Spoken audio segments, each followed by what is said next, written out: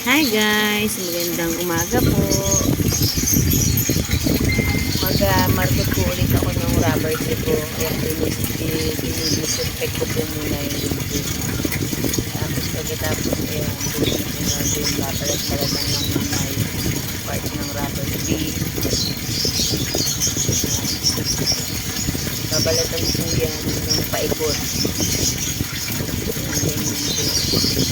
Kasi ganitong panahon po yung magandang magmarkot ng rubber tree, parang inaamoy araw-araw.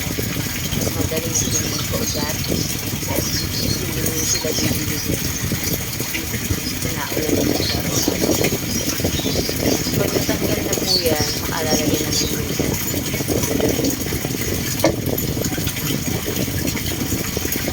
Namarkot ko na po dati yan eh, hindi nag-drive. Kasi na sobrang init. Parang hindi siya nag-ugat. So ngayon, i-try ko po ulit. Ayan. Hindi pa ako marami din. Tatapal ko yun dyan kung itatali.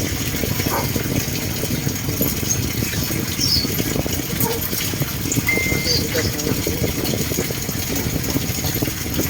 Tatalian lang po yan. Siguro mga 2 weeks po may ugat na yun. Kakain siya. Kakain siya ng ugat. After 3 weeks. Pag naitali po, bubutas-butasan ko yung plastic para may nalabasan ng tubig para hindi may distak, hindi basang-basa yung lupa. Kasi maghilok hindi binakasan yung plastic.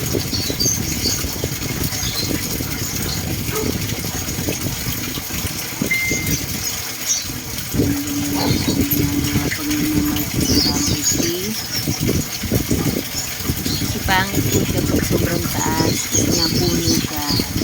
Hindi natin siya pwedeng pabayaan maging puno. Dapat mababa lang.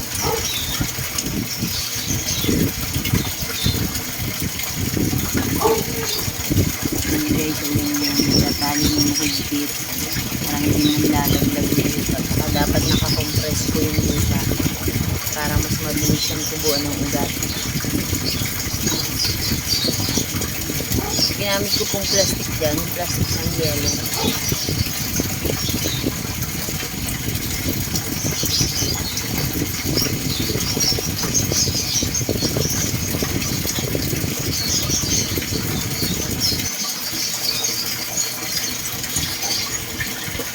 Bale, ang ginamit ko pong tali ay dalawang tali. Sa may na po yan. Yan kasi compress yung lupa niya. Kunting butas lang po kasi pag sobrang laki naman paano man maubos yung lupa. Basta may lalabasan lang po ng tubig para hindi siya na-stuck. Pag na-stuck nagugulo mag-ugat.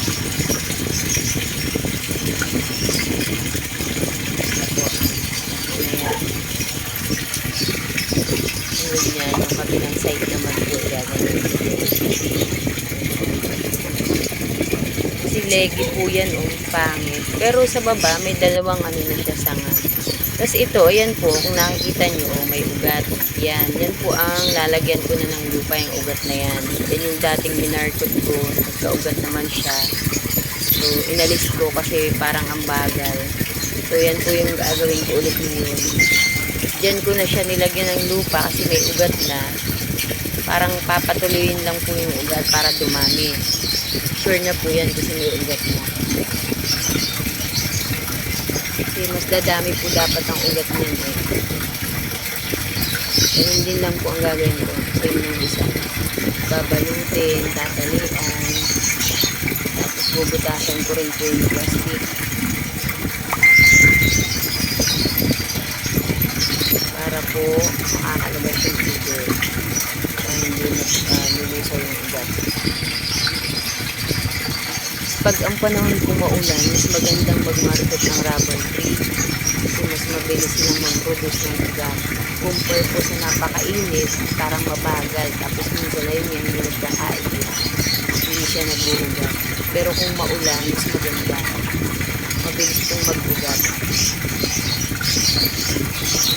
Bali sa mga susunod na araw po, parang meron ulit akong imamarkot. So, kaya po putulin. Kasi merong yung lemon po po pinataas. Naabot na sa hawa at mga kailangan na din putulin. Rubber tree po kasi nagiging po. Dati na po.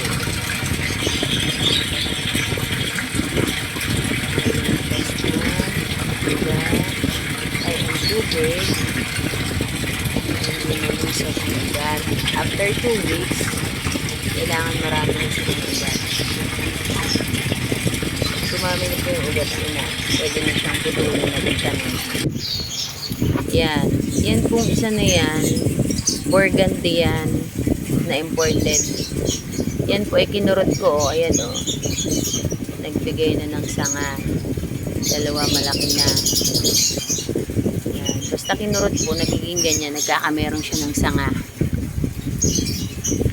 Tapos meron ding natubo yung kabilang side o. Meron din po.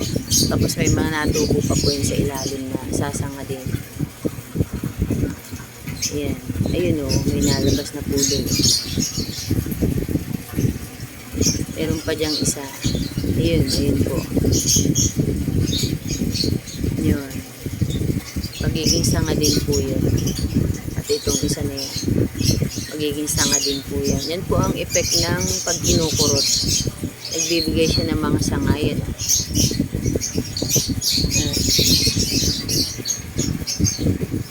Dami na yung binigay ng sanga. Ikabilang side po yan. Kinurot ko. Yan po. Burgundy na rubber tree. Important po yan. Hanggang dito na lang guys. Thank you for watching. I-update ko na lang po kayo kung nag-success ang aking market. Bye!